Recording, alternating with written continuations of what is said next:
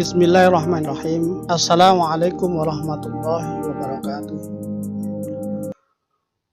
Innal hamdalillah nahmaduhu wa nasta'inuhu wa nastaghfiruh wa na'udzu billahi min shururi anfusina wa min sayyiati a'malina. May yahdihillahu fala mudilla lahu wa may yudlilhu fala hadiyalah. Asyhadu an la ilaha illallah wa asyhadu anna Muhammadan abduhu wa rasuluhu la nabiyya ba'dah. Allahumma sholli wa sallim wa barik ala nabiyyina Muhammadin sallallahu alaihi wasallam wa ala alihi wa sahbihi wa mawalah amma ba'du. Sahabat sekalian, pada kesempatan ini kita akan sampaikan tentang persiapan maknawiyah sebelum khutbah atau sebelum kultum. Persiapan maknawiyah ini tentu sangat diperlukan untuk setiap kegiatan apapun, tidak terkecuali adalah ketika kita mau khutbah atau kultum atau mau menyampaikan materi di dalam setiap kesempatan. Persiapan maknawiyah ini kita sampaikan beberapa hal, yaitu ikhlaskan niat, berpikir positif, persiapkan dengan baik dan maksimal sehingga percaya diri, beribadah dan beramal kebajikan. Yang terakhir yang akan kita sampaikan adalah berdoalah kepada Allah Subhanahu wa taala. Kita tahu bahwa ketika para sahabat itu hijrah, maka Rasulullah memberikan ultimatum tentang pentingnya maknawiyah. Hanya Allah dan Rasulnya sebagai tujuan pertama yang kemudian dikenal dengan permasalahan niat. Baik, yang pertama adalah ikhlaskan niat. Kenapa ini penting? Tadi sudah saya sampaikan bahwa ketika mau hijrah, Rasulullah memberikan ultimatum ini. Sehingga kita bisa meluruskan niat, semangat kita tetap terjaga dan sesuai dengan panduan dan contoh yang diajarkan oleh Allah dan Rasulnya, sehingga bernilai ibadah. Tidak ada riya, tidak ada ujub, tidak ada sum'ah, takabur, dan penyakit-penyakit lainnya. Ultimatum Rasulullah tadi adalah hadis riwayat Bukhari dan Muslim dari Umar ibn Khattab, bahwasanya Rasulullah SAW bersabda, innamal a'malu binniyat, sesungguhnya segala amalan tidak lain tergantung kepada niatnya. Wa innamal likulli imri'in ma nawa, faman kanat hijratuhu ilallahi wa rasulihi fa hijratuhu ilallahi wa rasulihi. Apabila seseorang itu bergeraknya karena Allah dan Rasulnya, maka nilainya juga karena Allah dan Rasulnya. Tetapi ketika mereka bergerak, yang dalam kisah ini adalah mereka hijrah, wa man kanat hijratuhu lidunya yusibuha aw imra'atin yankihuha fa hijratuhu ila ma hajara ilaih. Maka barang siapa yang berhijrah atau hijrahnya menuju ke tempat Madinah yang begitu sangat jauhnya itu, ternyata hanya karena harta dunia yang diharapkan atau karena seorang wanita yang akan dinikahinya, maka hijrahnya itu ke arah yang akan ia dapatkan. Yang kedua adalah berpikir positif. Berpikir positif ini adalah menjadikan kita harus mempunyai kepercayaan diri.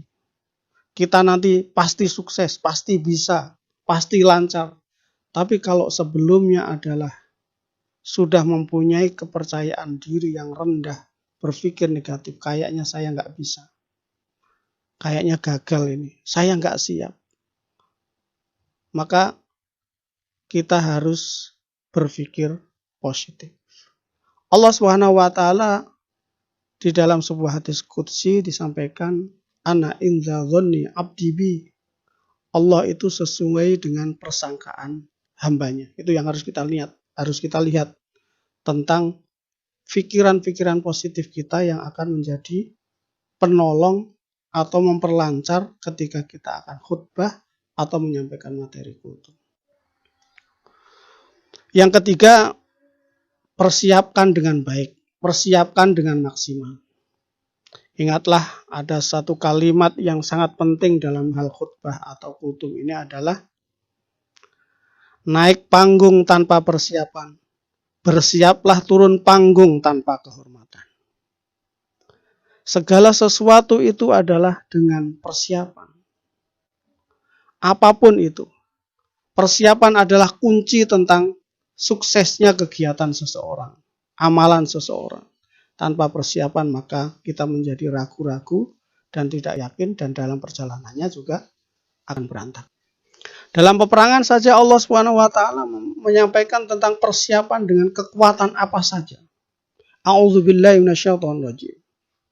Wa'iddu lahum mastata'tum min quwwah.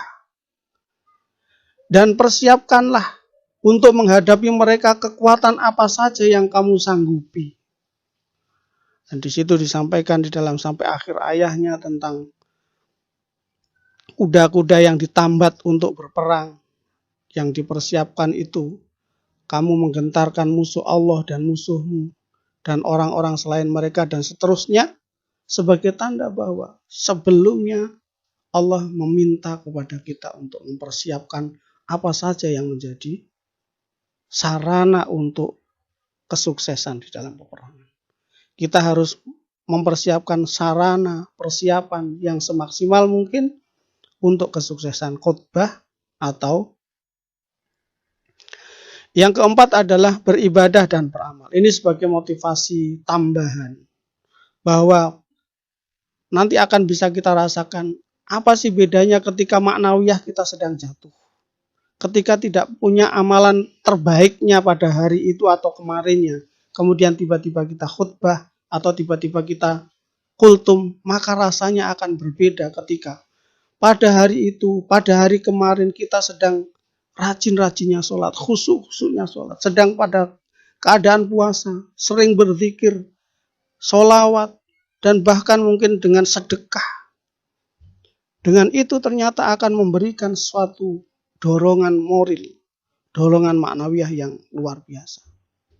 Dibandingkan ketika kita sedang dalam kondisi drop maknawiyah kita, sholat sudah ogah-ogahan, puasa juga enggak, zikir sama sekali lupa, doa tidak pernah, sedekah apalagi, maka resikonya adalah kesiapan kita juga rendah. Nah, yang terakhir adalah berdoalah. Doa adalah kunci semua kebaikan. Usaha dan doa adalah menjadi satu kesatuan yang tidak boleh dipisahkan. Usaha tanpa doa adalah kesombongan. Doa tanpa usaha adalah sia-sia. Maka padukan keduanya, lalu akhirilah dengan tawakal kepada Allah SWT. Setelah kita siapkan, setelah kita serahkan, dan kita minta bantuan Allah SWT, setelah itu serahkan hasilnya kepada Allah SWT. Sahabat sekalian yang dirahmati Allah, Rasulullah SAW bersabda, "Laisa syai'un akrama 'ala Allahi ta'ala minad du'a."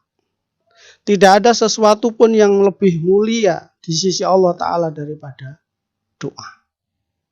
Dan di sabda yang lain, ad-du'a usilahul mu'min. Doa itu adalah senjata bagi orang mukmin. Maka kekuatan kita sebelum berkhutbah dan sebelum kultum diantaranya adalah berdoa kepada Allah. Doanya Nabi Musa ketika menghadapi Fir'aun, ia sampaikan, Rabbis rohli sodri wa yassirli amri wahlul uqdatam min lisani yafqahu qawli.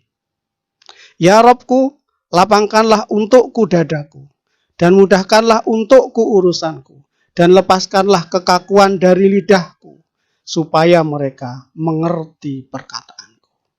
Al-Quran, Surah Toha, 25 sampai 28. Demikian jamaah sekalian, sahabat sekalian yang dirahmati oleh Allah.